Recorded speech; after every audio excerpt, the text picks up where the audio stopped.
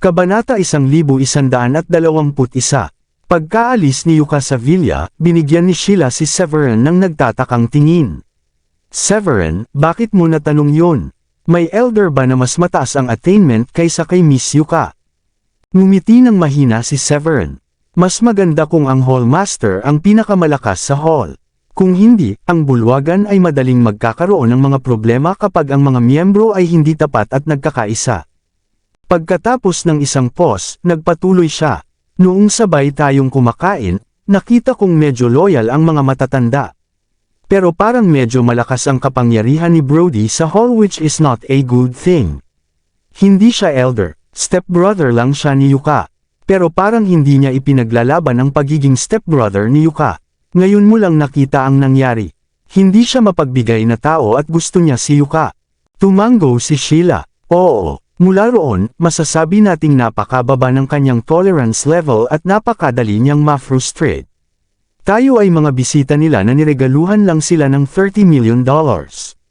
Sa sitwasyong iyon, hindi niya dapat sinabi ang mga bagay na iyon. Tumango si Severin. Oo, kaya naman kailangan nating maging alerto at maingat sa pakikitungo sa kanya. Nang maalis siya, kitang-kita ko sa mga mata niya na hindi niya ito pakakawalan. Ang ilan sa mga matatanda ay mas pumanig sa kanya. Kaya mas mabuting ilagay ang ating mga bantay kapag nasa paligid si Brody. Samantala, bumalik na si Yuka sa kanyang pwesto. Pagkaraan ng ilang sandali, dumating ang dakilang elder at pangalawang elder upang hanapin siya. Tumingin si Yuka sa mga matatanda at nagtanong, "How's Brody now? May sinabi ba siya sa inyo?" Napangiti ng awkward ang Grand Elder. Wala masyado. Ayaw niya lang kay Severin. Sa tingin niya ay wala nang silbi si Severin, lalo na kung paano siya nagpumilit na manatili dito matapos tayong bigyan ng malaking halaga ng pera. Nagtanong ang pangalawang elder, "Yuka, alam mo ba kung ano ang sinusubukang gawin ni Severin? Nakita mo na ba talaga siya dati? Kilalang kilala mo ba siya? Kung hindi, bakit niya tayo bibigyan ng ganoong kalaking pera?" Kumunot ang noo ni Yuka at pilit nang umiti, "Hindi ko rin alam. I have seen so many people in my life and I know he insists that he saw me once, but I just cannot remember kung kailan at saan ko siya nakita noon. At saka, nandito siya para batiin ako. Hindi natin siya pwedeng hilingin na umalis, hindi ba? Ang perang binigay niya ay makakatulong din sa atin." Pagkatapos ng isang pause, nagpatuloy siya, "Oh, magkano ang natanggap natin ngayon?" Sumagot ang dakilang elder, "Nakalkula ko at mahigit sa $100 milyong." Tumango si Yuka. "Okay, gamitin natin ang perang iyon para bayaran ang $60 milyong na utang na hiniram natin sa bangko. Ang interes na sinisingil nila sa atin ay napakataas at hindi makabubuti para sa atin na magkaroon ng utang sa kanila sa loob ng mahabang panahon. Ang natitirang halaga ay maaaring tumagal sa atin ng mahabang panahon." Kumunot ang noo ng Great Elder. "But it's almost time to repay the money na hiniram namin sa Free Rebel Gang. Hinihimok tayo ng kanilang mga tao na bayaran ang pera. Bakit hindi natin bayaran ng bahagya ang utang sa bangko at gamitin ang natitira sa pagbabayad sa Free Rebel Gang? Hindi ba mas mabuti iyon?" Ang mga problema sa utang na iyon ay nagpasakit ng ulo kay Yuka. Malungkot siyang napabuntong hininga. Wala tayong choice. Kung i-clear natin ang utang na inutang natin sa bangko, at least makakaipon tayo ng pera at sa huli, at kailangan nating bayaran ito. Hahanap ako ng oras para kausapin si Gabriel tungkol sa utang natin sa Free Rebel Gang at hilingin sa kanya na tulungan tayong ipagpaliban ang petsa ng pagbabayad. Nakikinig sa kanya ang Free Rebel Gang. Gayunpaman, nag-aalala ang dakilang elder. Ngunit sa tingin ko ay nagiging mas mapanganib para sa iyo na panatilihin ang relasyon sa pagitan mo at ni Gabriel. Tinutulungan kanya sa nakalipas na 2 taon pero natatakot talaga akong baka isang araw, ay magbago ang isip niya. Kumunot ang noo ni Yuka at nag-isip. "Huwag kang mag-alala. Alam ko kung ano ang sinusubukan mong sabihin. Pumunta lang at e-clear ang utang sa bangko bukas ng umaga. Mag-iisip ako ng paraan para harapin ang Free Rebel Gang. Ang ating bagong restaurant ay gumagana ng maayos at gayon din ang iba pang mga restaurant. Let's keep it up para magkaroon tayo ng pera na pambayad sa Free Rebel Gang sa susunod na taon." Huminto siya saglit. Since Severin is staying here, I try to socialize with him. Kung ano man ang mangyari, at least pwede pa rin tayong humingi sa kanya ng pera. Napabuntong hininga ang dakilang matanda. Nanghihiram sa ibang tao para mabayaran ang utang. Iyan ang tanging solusyon na mayroon tayo sa ngayon. Gosh, kailan ba ito matatapos? Napabuntong hininga ulit si Yuka. Sigurado akong darating ang araw na iyon. Hindi natin ginustong mapunta sa ganitong sitwasyon. Ang swerte ay wala sa ating panig nang masunog ang ating bagong tatag na pabrika. Mula sa araw na iyon, pumasok tayo sa isang krisis at may utang sa maraming tao. Oo, hanggang ngayon, iniisip ko pa rin na may mali sa sunog. Ang una ay eksaktong nagsimula na tayo ay malapit ng maghatid ng mga kalakal sa customer. Ang oras ay nagkataon na nagtaas ito ng maraming hinala, malungkot na sabi ng dakilang elder. Sa nakalipas na 2 taon, hindi sila sumuko sa pag-iimbestiga sa dahilan sa likod ng sunog. Gayunpaman, sinunog ng apoy ang lahat at wala silang mahanap na anumang ebidensya. Saglit na nagkwentuhan silang tatlo hanggang sa makita ng matatanda na oras na para umalis sila. Sa pagkakataong iyon, medyo nahihilo si Yuka dahil medyo marami na siyang nainom. Umupo siya sa sofa at kinusat ang pagod niyang mga mata. Nang balak na niyang umakyat sa kanyang kwarto para umidlip, dumating si Brody. Nalungkot ang mukha niya nang makita siya. Brody, bakit ka nandito? Alam mo ba kung gaano ka naging walang ingat? Wala tayong alam tungkol kay Severin. Ano ang mangyayari kung talagang napakalakas niyang tao? Hindi ito isang matalinong hakbang para saktan siya. Tiningnan ni Brody si Yuka na may sexy long legs at napalunok. Kaagad, napagtanto niyang hindi ito ang tamang pagkakataon para gawin iyon. He said apologetically, Yuka, I'm sorry. I know I acted recklessly now but I was trying to protect you. Hindi ko ginusto na samantalahin ka niya. Napangiti si Yuka. Alam kong mabuti ang ibig mong sabihin ngunit hindi mo dapat gawin iyon sa sandaling iyon. Ngumiti si Brody. Oo, alam kong mali ang ginawa ko. Pagkatapos noon ay muli niyang hinangaan ang katawan ni Yuka na naging dahilan ng paglakas ng tibok ng kanyang puso. Sa huli, nagpasya siyang lapitan si Yuka at hinawakan ang kamay ni Yuka. Yuka, ang tanging dahilan kung bakit ako nagkaganyan ay dahil sa iyo. I love you and that's why I say those things to Severin. Tinakat nito si Yuka. Bagamat alam niyang may nararamdaman si Brody para sa kanya, hindi siya ganoon din ang nararamdaman. All the while she was treated Brody as her brother, isang taong nag-aalaga sa kanya na parang isang pamilya. Kaya naman, naging malapit rin siya sa kanya. Dahil dito, hindi niya inaasahan na ngayon ay aaminin ni Brody ang kanyang pagmamahal sa kanya. Galit na galit niyang binawi ang kamay niya at sinabing, Brody, ano ang pinagsasabi mo? Stepbrother ko kayo at palagi kitang nakikita bilang kapatid ko. Paano mo masasabi sa akin iyon ngayon? Sumagot si Brody, sa simula, hinangaan ko ang iyong personalidad at naisip kong pagod na pagod ka sa pagpapatakbo ng bulwagan na ito ng mag-isa. Kaya gusto kong tulungan ka at alisin ang ilang pasanin mula sa iyo. Gusto ko talagang maging kapatid mo at protektahan ka. After a pause, naging emotional siya. After spending more time with you, I realized I in love with you. At iniisip ko rin na mahal mo rin ako. We were a perfect match together. Lumapit siya at hinawakan muli ang kamay ni Yuka. Yuka, sabay na tayo. Huwag mag-alala. Aalagaan kita ng buong puso at poprotektahan kita. Magtulungan tayo at gawing mas malakas at mas malaking bulwagan ang Taurus Hall. Sa sobrang takot ni Yuka ay napaatras siya ng 2 hakbang at mabilis na binawi ang kamay niya. Brody, please behave yourself. Parang kapatid lang talaga ang tingin ko sa'yo. Kaya kung magpanggap na walang nangyari at sana hindi mo nasasabihin ang mga bagay na ito kailanman. Kung matatanggap mo, baka magtulungan pa rin tayo gaya ng dati. Patuloy kitang iisipin bilang kapatid at pinagkakatiwalaang partner. Kasosyo, ngumisi si Brody. Ayokong maging partner mo. Yuka, tanggapin mo ako. Mahal na mahal talaga kita. At least mas magaling ako kay Gabriel sa matandang iyon. Habang nagsasalita siya, mas lalo siyang naging emosyonal. Isang malaking hakbang pasulong ang ginawa niya para yakapin si Yuka at gusto siyang halikan. Bitawan mo ako. Natakot si Yuka sa kanyang aksyon. Napasigaw siya ng malakas. Bigla niyang ginalaw ang kanyang katawan at isang malakas na puwersa ang lumabas sa kanyang katawan. Ang biglaang pag-atake ay nagpapalayo kay Brody mula sa kanya. Nang bumangon siya sa sahig, namumula ang kanyang mga mata. Tinitigan niya ng masama si Yuka. Yuka, ano ang ibig sabihin nito? Sinasabi mo bang mas magaling si Gabriel kaysa sa akin? Anong maganda sa kanya? Dahil lang sa ilang beses kanyang tinulungan.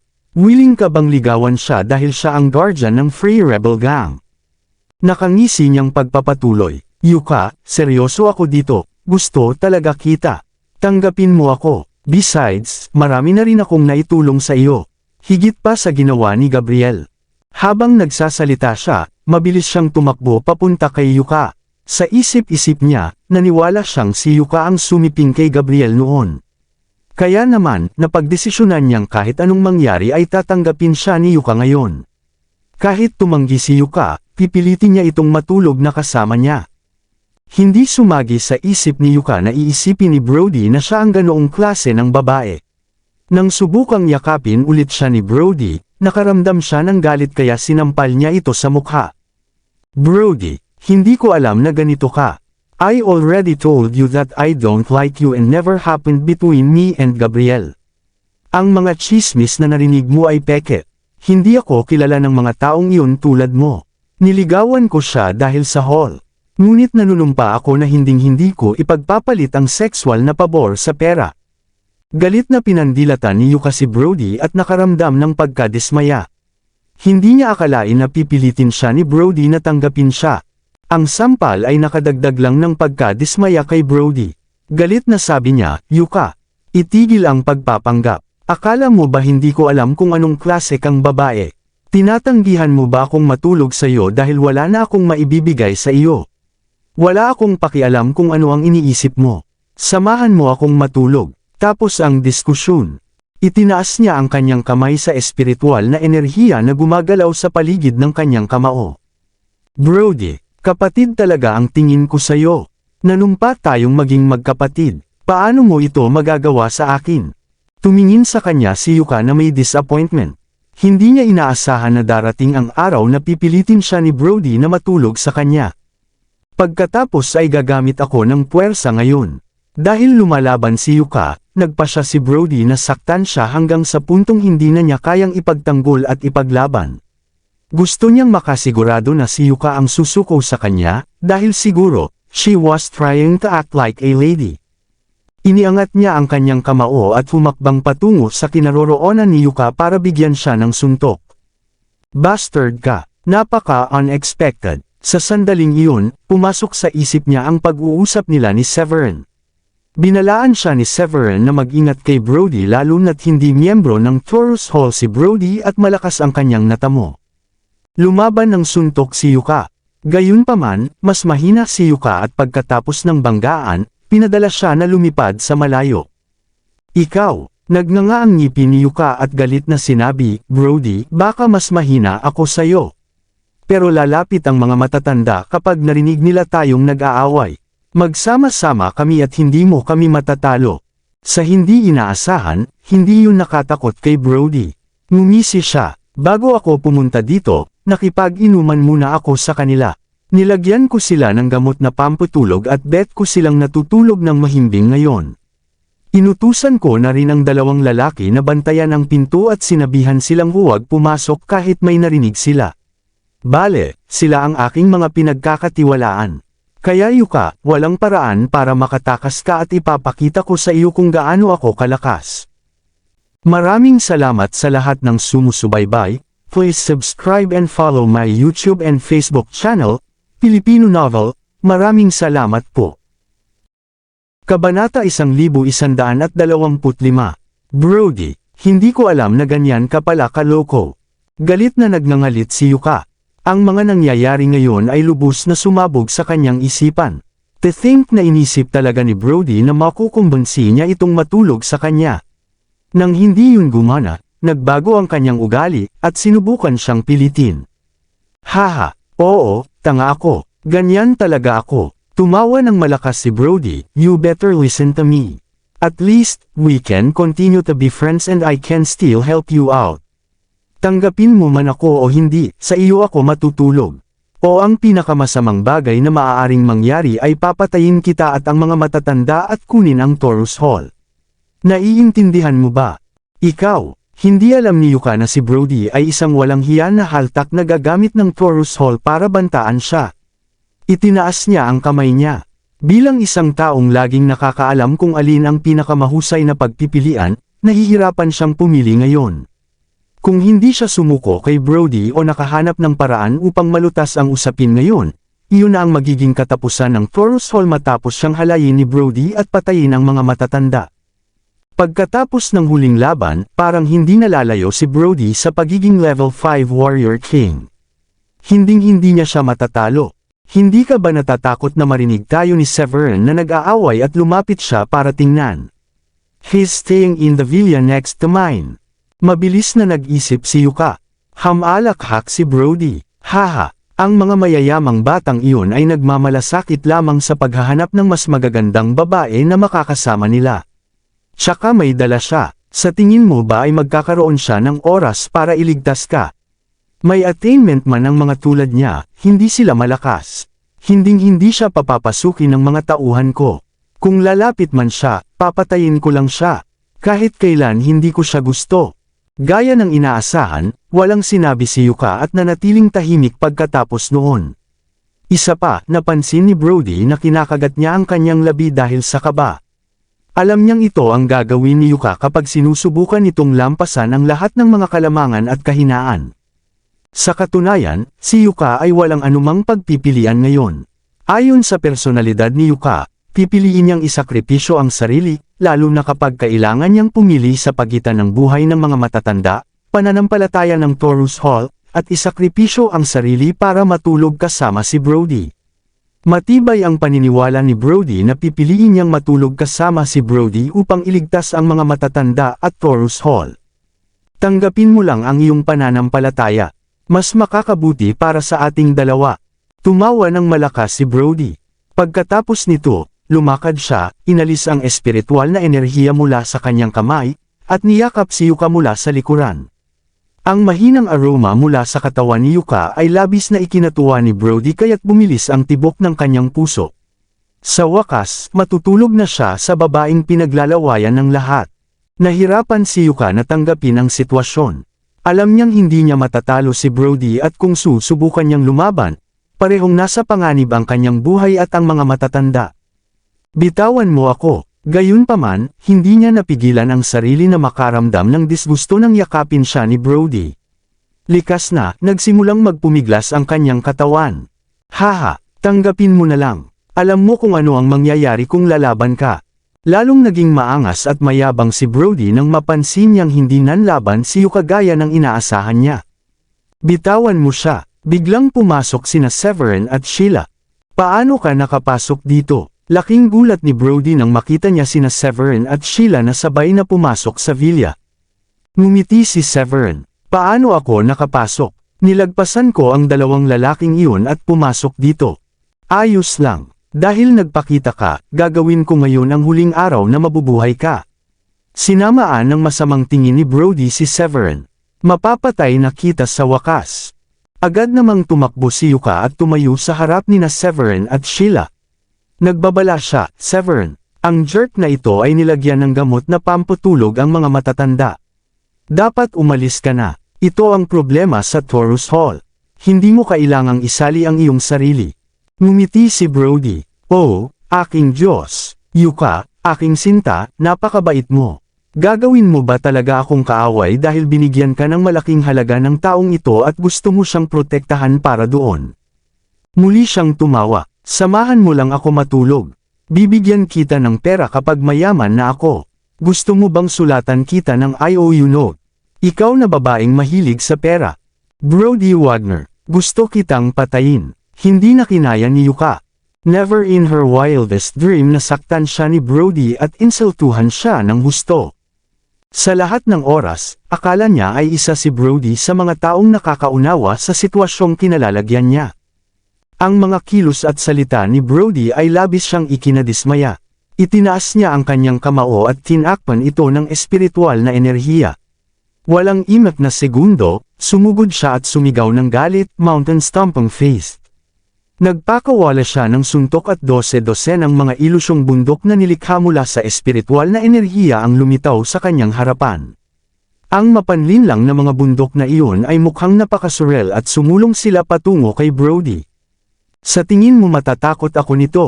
Ngumuso si Brody. Itinaas niya ang kamay niya at naglabas ng suntok. Asteroid Fist. Biglang lumitaw ang isang humongous illusory fist. Diretso itong bumaril kay Yuka na parang asteroid. Bang! Isang malakas na tunog ng pagsabog ang lumitaw. Sa sumunod na segundo, natalo si Yuka sa pag-atake ni Brody at pinalipad na parang sirang saranggola. Parang mahina ang mukha niya at hindi stable ang paghinga niya. Lumipad sa hangin si Severin, at iniligtas si Yuka sa pamamagitan ng paghawak sa kanyang baywang, at lumipad pabalik ng kaunti bago ligtas na lumapag sa lupa. Napatingin si Yuka kay Severin. Sa pagkakataong iyon ay sobrang nahihiya siya dahil ang gwapong lalaking ito ang sumagip sa kanya. Marahil ay napakarami na niyang napanood na soap opera at ang pumasok sa isip niya ay ang lahat ng mga storya kung saan sumagip ang bida at nauwi silang magkasama. Anuman ang lahat, si Severin ay mukhang sobrang gwapo at kaakit-akit sa oras na iyon. Napatulala si Yuka nang siya ay nasagap. Nang sa wakas ay nakabalik na siya, ibinalik niya ang kanyang mga paa sa lupa at nahihiyang sinabi. Severin, bakit hindi mo ilayo si Sheila dito? Pipigilan ko siyang habulin kayo. Haha, sa tingin mo matatalo mo pa ako. Tumawa ng malakas si Brody. Yuka, kung tatakbo ka ngayon, may pagkakataon kang mabuhay. Ngunit talagang handa kang manatili at tumigil para iligtas itong 2 taong nakilala mo lang. Hindi ko talaga maintindihan kung ano ang tumatakbo sa utak mo. Hindi sumagi sa isip ni Severin na si Yuka ay napakabuting tao na mas piniling manatili at kumuha ng oras para makatakas sila ni Sheila. Sa kabila nito, alam ni Severin ang pagkakaiba sa pagitan ni Yuka at Brody. Miss Yuka, huwag kang mag-alala. Napakalakas ni Severin. He won't let that asshole bully you. Ngumiti si Sheila, lumapit, at hinawakan ang kamay ni Yuka. Kahit na pagkatapos ng assurance na ibinigay ni Sheila, sumimangot pa rin si Yuka dahil hindi niya alam kung nambobola o nagsasabi ng totoo si Sheila. Tutal, laging bulag ang sinasabi ng mga umiibig. Siguro sa mata ni Sheila, si Severin ang pinakamalakas. Ngumiti si Severin at umabanti ng 2 hakbang. Miss Yuka, huwag kang mag-alala. Kahit anong sabihin mo, idadamay ko ang sarili ko sa bagay na ito ngayon. Dahil hindi ako tagalabas gaya ng iniisip mo. Dahil ito ang problema sa Taurus Hall, hindi ako tatabi sa tabi at walang gagawin. Pagkatapos noon ay inilabas ni Severin ang singsing at isinuot sa kanyang daliri. Napangiti siya, sigurado akong makikilala mo ang singsing na ito. Napatingin si Yuka sa singsing at biglang nanginig ang katawan at namumula ang mga mata. Matapos ang lahat ng mga taon ng paghihintay, sa wakas ay nakita niyang muli ang singsing. Gayunpaman, sa pagkakataong ito, isang binata ang nagsuot nito imbes na ang matandang nakita niya noon. Ikaw ang Supreme Leader ng Dracodius Temple. Matapos ang ilang sandali, lumuhod si Yuka. Mangyaring bumangon, Miss Yuka. Lahat tayo ay nasa iisang koponan.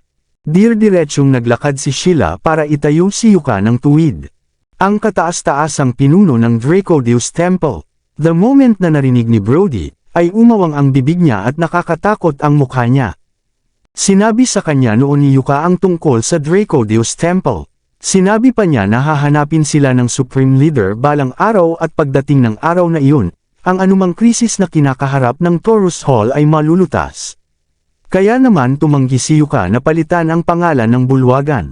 Hindi ba matandang lalaki ang Supreme Leader? Bakit sinasabi niyang siya ang Supreme Leader? Pagkatapos ng ilang pag-iisip, tumingin si Brody kay Severin na may maraming katanungan sa kanyang isipan. Ngumiti si Severin, dahil ipinasa sa akin ng aking amo. Kaya ako na ang bagong Supreme Leader ngayon. Haha, malamang matatakot ako kung ang amo mo ang sumulpat dito. You look so young and based on the way you talk, I presume you're not very strong. I don't care if you are the Supreme Leader or whatever shit. I bet Dracodeus Temple ay isa lamang maliit at mahinang organisasyon. Ngumisi si Brody. Gayunpaman, talagang kinakabahan siya. Sinabi niya yun para subukan lang kung ihahayag ni Severin kung gaano siya katatag. Isang sugal ang kinuha niya para tingnan kung nambobola si Severin. Pagkarinig noon ay napangiti si Severin. Haha, it's not up to you to decide that. At least, siguradong pagsisisihan mo kung susubukan mong guluhin ang Dracodeus Temple. Pagkatapos noon, hindi na mapakali si Severin na makipag-usap pa kay Brody. Humakbang siya at nagpakawala ng malakas na vibe. Kaagad, lumitaw ang isang malaking espiritual na kalasag na enerhiya at pinrotektahan siya. Ano, isa ka talagang level 9 warrior king. Nanginginig ang boses ni Brody at parang natakot ang kanyang mukha nang makita niya ang kalasag ng espiritual na enerhiya. Oo, samantala, gumaan ang loob ni Yuka at alam niyang narito ang tulong. Nang makita niya ang Dracodeus ring, mabilis niyang naisip na mataas ang kakayahan ni Severin.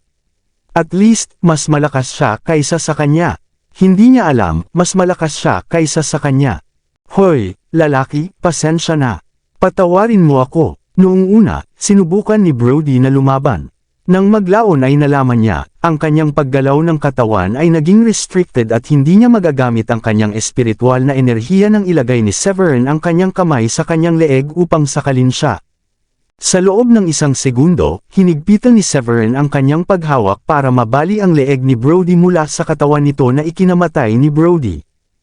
Oh, aking Diyos! Napakalakas niya! Laking gulat ni Yuka kaya tinakpan niya ng kanyang mga kamay ang kanyang nakabukang bibig. Hindi niya akalain na madaling mapatay ni Severin si Brody sa loob ng ilang minuto nang walang kahirap-hirap. Kung tutusin, alam niyang hinding-hindi niya matatalo si Brody kung patuloy niyang lalabanan si Brody. Itinabi ni Severin ang katawan ni Brody at sinabing, magagalit ka ba sa akin sa pagpatay sa kanya? Alam kong stepbrother mo siya. Pilit nang umiti si Yuka. Isa siyang hypocrite jerk. Kung hindi ka dumating para iligtas ako, papatayin niya ako at sakupin ang Taurus Hall. Kaya bakit ako magagalit sa'yo? Tiningnan niya ang katawan ni Brody at nakaramdam siya ng pagkabalisa. Hindi ko lang alam na ganito pala talaga na klaseng lalaki si Brody. Hindi mo yata masasabi kung mabuti o masama ang isang tao base sa kanyang hitsura. Samantala, nadiskubre ng mga miyembro na nagpapatrol duty ang dalawang malubhang sugatan na lalaki na nakahandusay sa lupa sa harap ng villa ni Yuka. Mabilis silang tumakbo at nagtanong, Miss Yuka, anong nangyari? Nagtagal si Yuka para ipaliwanag sa kanila ang lahat at itinuro, puntahan mo ang mas maraming tao at dalhin ang katawan ni Brody. Tanong ng isa sa mga miyembro, yes, ma'am. Paano ang dalawang lalaki na nakahiga sa labas? Nakipagsabuatan talaga yung dalawang yun kay Brody.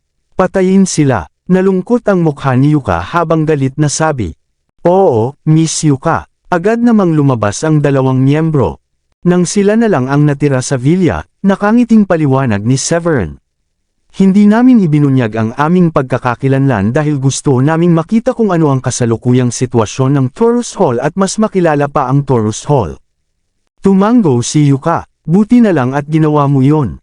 Kung hindi, hindi ko malalaman na si Brody ay kasuklam-suklam na lalaki. Tumango rin si Severin. Nag-alala talaga ako nang ma-realize kung hindi siya miyembro ng Taurus Hall at mas mataas ang kanyang attainment kaysa sa iyo. Sa kasamaang palad, lahat ng pinag-aalala ko ay nangyari sa huli. Pilit nang umiti si Yuka sa kanyang mukha.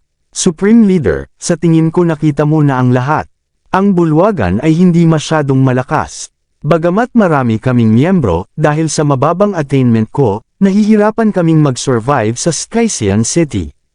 Hindi nakakalimutan ang malaking halaga ng mga utang ng bulwagan. Ngumiti si Severin. Hindi mahalaga. Alam ko ang lahat pati na ang perang inutang ng Hall sa Free Rebel Gang. Dalhin mo ako sa Free Rebel Gang bukas at babayaran ko sila ng perang utang ng bulwagan. Salamat, Supreme Leader. Naliwanagan si Yuka nang marinig na hindi na niya kailangan pang isipin kung paano babayaran ang lahat ng utang. Samantala, kumuha si Severin ng second-grade medium-rank alchemical pill para kay Yuka. Ayon sa iyong kasalukuyang natamo, ang second-grade medium-rank na alchemical pill na ito ay makakatulong sa iyo na umunlad sa susunod na antas ng mas epektibo. Lalo na't matagal ka nang nananatili sa estado. Ito ay isang second-grade medium-rank alchemical peel. Laking gulat ni Yuka nang makita ang alchemical peel sa kamay ni Severin. Hindi makapaniwalang sabi niya, talaga bang binibigyan mo ako ng alchemical peel na ito? Tumango si Severin. Oo, syempre, hindi lang yan. Gagawa ako ng mas maraming alchemical pills mamaya para ibigay sa iyo at sa mga elder. 9 na buwan na lang ang natitira ko at kailangan mong maabot ang level 9 Warrior King sa loob ng 9 na buwan. Tinanggap ni Yuka ang alchemical pill habang nakakaramdam pa rin ng gulat. Gayunpaman, sinimulan niyang kutsain ang sarili nang sabihin ni Severin na kailangan niyang maging level 9 Warrior King sa loob ng 9 na buwan. Sa palagay ko ay hindi posible para sa akin na umunlad ng napakabilis na may 9 na buwan na lamang ang natitira. Ang pag-level up ay hindi ganoon kadali. Bago pa makapagsalita si Severin ay nagsalita muna si Sheila. Haha, Miss Yuka, hindi mo kailangang mag-alala tungkol doon. Nang matagpuan ni Severin si Larry at ang iba pa, napakababa rin ng kanilang mga natamo. Pero ngayon level 6 Warrior King na sila. Marahil ay gumawa na sila ng isa pang tagumpay sa mga araw na ito. Sino si Larry? Tanong ni Yuka na nakakunot ang noo. Sagot ni Sheila, siya ang Hallmaster ng Draco Hall. Binigyan si Severin ng gawain na hanapin ang lahat ng 12 bulwagan at tulungan ang lahat ng mga master ng bulwagan na maging level 9 Warrior King sa loob ng 1 taon. 3 buwan na ang nakalipas mula nang matanggap niya ang gawain kaya 9 na buwan na lang ang natitira. Iyan ay magandang marinig na natagpuan mo ang Draco Hall. I really looking forward to meet the other Hallmaster. Nakaramdam ng labis na pananabik si Yuka dahil sa wakas ay naramdaman niyang natagpuan na niya ang kanyang mga tao. Buo ang paniniwala niya sa kanyang kinabukasan. Kabanata 1130. Haha, ang iyong Supreme Leader ay isang third-grade low-rank alchemist. Malaki ang posibilidad na maging Warrior Emperors kayo at hindi lang Warrior King, tumawa si Sheila. Aking Diyos, mandirigmang emperador, that's a stage that I never imagined myself reaching. I mean di ba kapareho ng The Three Commanders? Napalunok si Yuka at muling nabigla sa sinabi ni Sheila. Pagkatapos noon, tuwang-tuwa siyang tumingin kay Severin.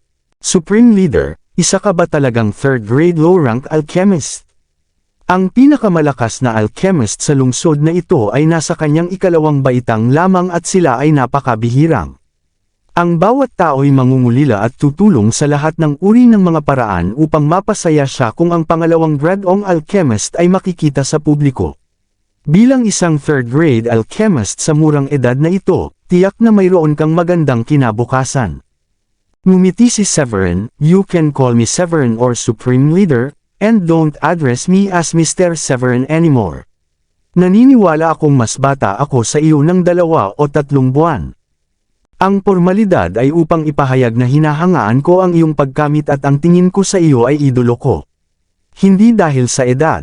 Matagal-tagal na rin simula noong nakadama ng sobrang relax si Yuka. Maging ang ngiti niya ay parang mas matamis kaysa kanina. Naantig ang puso niya sa gwapo at kaakit-akit na anyo ni Severin. Dagdag pa kung gaano siya kabayani nang iligtas siya at bigyan siya ng alchemical pill para mapabuti ang kanyang pagkamit. Napangiti si Severin. Miss Yuka, na-flatter ako.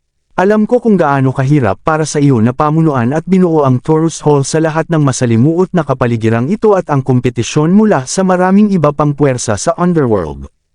Sumagot si Yuka, salamat sa papuri, I guess I don't have to worry about Taurus Hall's future anymore when you're here to lead us. Siyempre, ngumiti si Severin. Ang iba pang mga bulwagan ay inilipat ang kanilang punong tanggapan sa Southlink City sa South County. Dapat mo ring gawin ang pareho upang ang lahat ng mga bulwagan ay mapangalagaan ang isa't isa. Higit sa lahat, mas madali para sa iyo at sa mga matatanda na pumunta para hanapin ako kapag kailangan nyo ng alchemical pills. Ito ay hindi ka panipaniwala. Excited na sabi ni Yuka. Sabi mo nakakita ka na ng ilang bulwagan. Ilan ba talaga ang nahanap mo? Tuwang-tuwa si Yuka na sa wakas ay nasa likuran na niya ang mahihirap na araw. Ngumiti si Severin. Ikaw, Draco Hall, Moss Hall, Equus Hall, Serpent Hall, at Tigris Hall. Nahanap ko na sila. Oh, at Canas Hall din. Maganda yan. Nakahanap ka na ng 7 sa 12. 5 na lang ang natitira bago magkaisa ang 12 bulwagan. Ngumiti si Yuka, matagal ko nang hinihintay ang araw na ito. Nakuha ni Severin ang pinagbabatayan na impormasyon batay sa sinabi ni Yuka. Kumunat ang noo niya at nagtanong, sinasabi mo bang alam mo na darating ako para hanapin ka? Biglang napagtanto ni Yuka na hindi sinasadyang nabunyag niya ang isang sikreto. With an embarrassed smile, she explained, I don't know you're coming pero sinabi nga ng matandang Supreme Leader na babalik siya para hanapin kami.